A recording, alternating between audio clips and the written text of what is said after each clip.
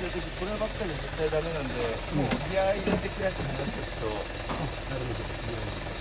俺は捨てる時に付け替えるけど、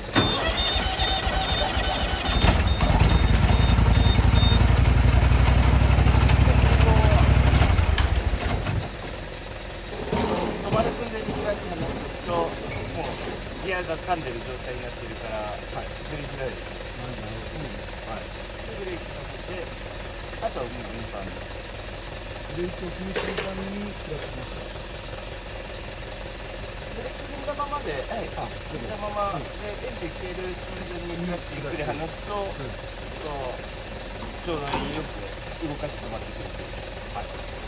見たらこれブレーキで。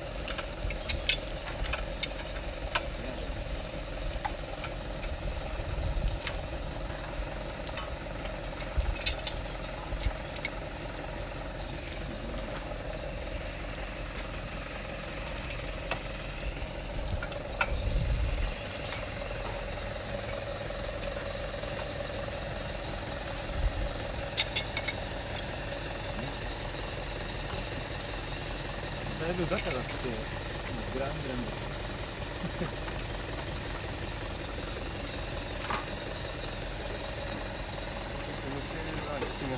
そうですね。